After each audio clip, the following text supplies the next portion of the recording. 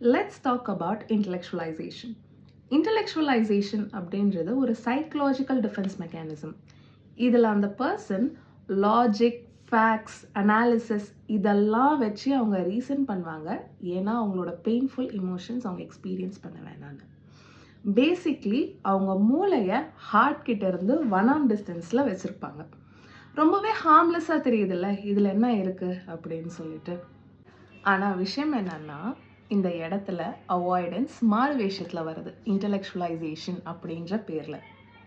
நீங்கள் ஒரு ஃப்ரெண்டோட சண்டை போட்டிங்க, அந்த ஃப்ரெண்ட் உங்களை பிளாக் பண்ணிட்டாங்கன்னு வைங்களேன். அப்போது இப்போ இருக்க மக்களுக்கு எப்படி ஃப்ரெண்ட்ஷிப்ஸ் மெயின்டைன் பண்ணணுன்னே தெரியல அப்படின்னு சொல்கிறது. அந்த இடத்துல மேபி நீங்கள் தப்பு கிடையாது, but at the same time அந்த இடத்துல அது பாயிண்ட் இல்லை.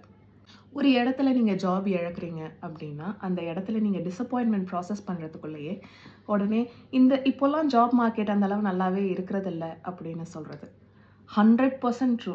0.1% கூட நீங்கள் தப்பு கிடையாது. ஆனால் அகெயின் அது இந்த இடத்துல பாயிண்ட் கிடையாது.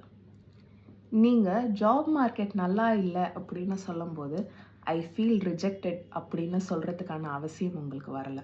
மக்களுக்கு எப்படி இப்போல்லாம் ஃப்ரெண்ட்ஷிப்ஸ் மெயின்டைன் பண்ணோம் அப்படின்னு தெரியலன்னு சொல்லும்போது நீங்கள் அன்லவ்டாக ஃபீல் பண்ணுறீங்க அப்படின்னு சொல்லணும்னு உங்களுக்கு அவசியம் வரல. நீங்கள் யோசிக்கிறது தப்புன்னு நான் எந்த இடத்துலையுமே சொல்ல. யோசிக்கிறது அப்படின்றது ரொம்பவே அழகான விஷயம், அமேசிங்கான விஷயம். எல்லாருமே கண்டிப்பாக யோசிக்கணும். ஆனால் அந்த யோசிக்கிறத உங்கள் இமோஷன்ஸை சைலன்ஸ் பண்ணுறதுக்கு யூஸ் பண்ணுறது நல்லது கிடையாது.